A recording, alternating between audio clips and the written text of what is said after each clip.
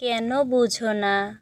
পর্ব ৮ লিখেছেন কাফাতুন্নেসা কবিতা। নোট: প্রাপ্তবয়স্ক এবং মুক্তমানদের জন্য। ওনার রুমে ঢুকে দেখলাম বিশাল একটা ফুচকার বোল, যতগুলো পারা যায় ঠিক ততগুলো। উনি আমাকে দিওয়ানে বসিয়ে আমার সামনে বসলেন। তখনও আমার চোখে পানি প্লাস মুখে ভয় দুটোই ছিল। কিংসুক, ইট। অরিন, কি? কিংসুক, ইট। অরিন, প্লিজ না। যা ভাবছেন তাই। উনি আমার গাল দুটো চেপে ধরে আমার মুখে ফুচকাগুলো ঢুকিয়ে দিচ্ছিলেন।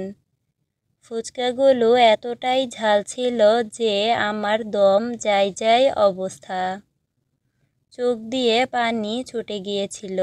গুনে গুনে ঠিক ৩২টা ঝাল ফুচকা খাওয়ানো হলো আমাকে।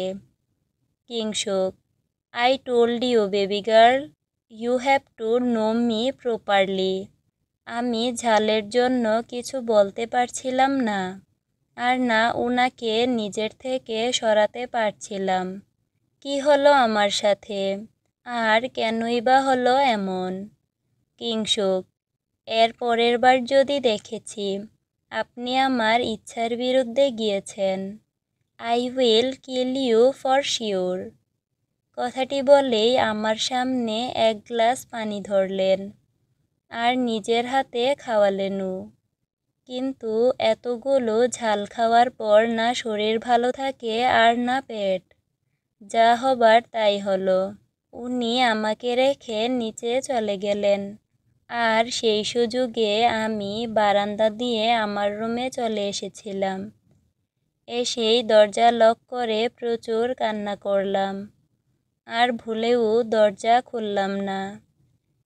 কিছুক্ষণ পর, আতিয়া, আম্মাজান দরজা খুলো প্লিজ, দেখো আমি এসেছি।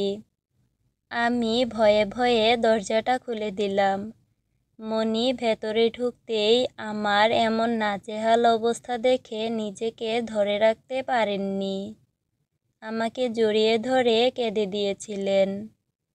ঠিক তখনই দরজায় এসে দাঁড়ালো কিংসুক।